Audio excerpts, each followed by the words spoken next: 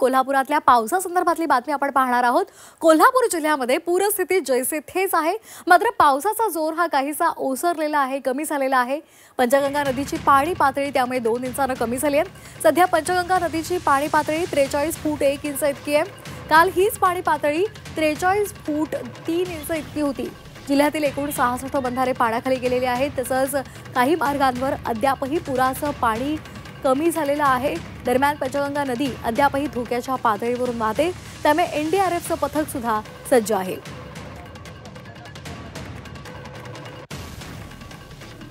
तर आताची महत्त्वाची बातमी आहे, 43 फुटावरून आता 42 फुटांवर ही पंचगंगा नदीची पाणी पातळी गेलेली आहे।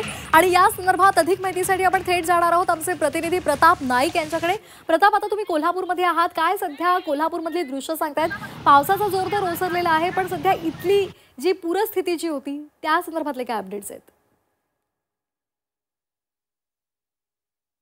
अतिशय दिलासा देणारी गोष्ट ही कोल्हापूर जिल्ह्यासाठी म्हणावी लागेल, कारण आपण पाहतो की पंचगंगेची जी पाणी पातळी आहे ती धोका पातळीच्या खाली आलेली आहे। म्हणजे सध्या आता पंचगंगा नदी इशारा पातळीवरून वाहते असं आपल्याला म्हणता येईल। एकूणच आपण पाहतो की 42 फूट 11 इंच इतकं पाणी झालेलं आहे। खरं तर कोल्हापूरकरांच्या मनामध्ये धास्ती पडलेली होती, कारण 2 दिवसापासून ज्या पद्धतीनं पाणी वाढत होतं खरं तर ती धास्ती निर्माण करणारीच होती, कारण यापूर्वीचे पूर कोल्हापूरकरांनी पाहिलेले आहेत। त्यामुळे धडकी भरवणारी ही गोष्ट पुन्हा घडेल का अशा प्रकारची भीती होती। पण एकूणच आपण पाहतोय की कर्नाटकातल्या आलमट्टी आणि हिंपरगी डॅम प्रशासनाशी सतत सुरू असलेला संपर्क आणि पाऊस कमी झाला त्याच्यामुळे आपण पाहतो की पंचगंगेची पाणी पातळी कमी होताना दिसते। ही दिलासादायक गोष्ट आहे। सुरुवातीला 80हून अधिक बंधारे पाण्याखाली होते, पण सध्याच्या घडीला 60 बंधारे या ठिकाणी आपण पाहतोय पाण्याखाली आहेत। याचा अर्थ स्पष्ट आहे की जवळपास 20हून अधिक रस्ते खुले झालेले आहेत। आणि इतकंच नाही तर काही रस्त्यांवर जे पाणी होतं